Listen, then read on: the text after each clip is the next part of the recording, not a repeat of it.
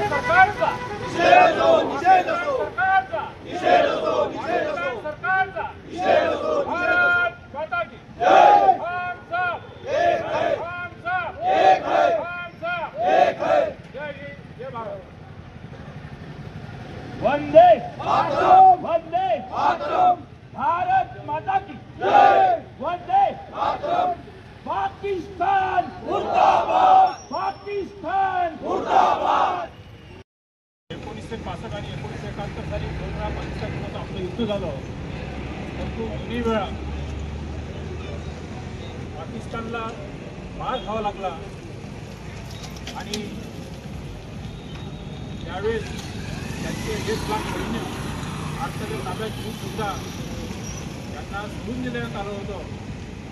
त्यांना माहिती होऊन गेली. त्याच्यानंतर त्यांनी कारगिलमध्ये पुन्हा युद्ध करण्याची परिस्थिती निर्माण केली, परंतु त्यांचाही 15 दिवसात विस्तारा केला आणि त्यांनी ठरवलं का भारतासोबत आमने-सामने आपण लढाई करून पाकिस्तान जिंकू शकत नाही.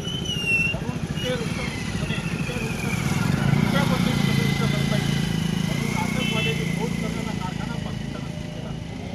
आणि आपण पाहता मुंबईचा हल्ला असो, पुलवामाचा हल्ला असो, हल्ले करून पाहिले.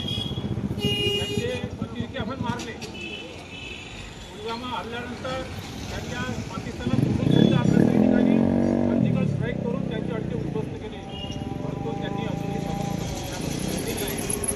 त्यांचा उद्देश काश्मीरात आज जे 1970 हटवल्यानंतर एक चांगलं वातावरण निर्माण झालेलं आहे. त्या ठिकाणी 2 पैसे देखील ताकदीमध्ये लोक कमावत लागले आहेत पर्यटक वाढल्यामुळे.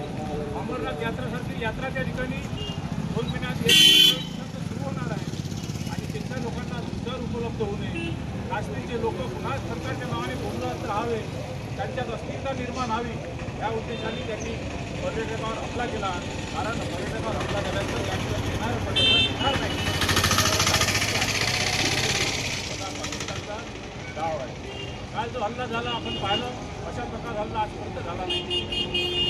एक 50-60 लोक पर्यटक त्या ठिकाणी असताना बायांना बाजूला करून, मुलांना बाजूला करून, जातपात न विचारता धर्म कोणता म्हणून माणसांना अलग केलं, त्यांना नग्नच केलं समजा. आणि त्या बायासमोर मुलासमोर आपल्या बापाची अशी केंद्र होतं, आपल्या नवऱ्याची अशी केंद्र होत आहे. त्यावेळेस त्यांना काय वाटत होतं. एक नौसेनेचा लेफ्टनंट त्या ठिकाणी होता, ज्यांचं 16 एप्रिलला त्याचं लग्न झालं होतं आणि ते फिरायला गेले होते.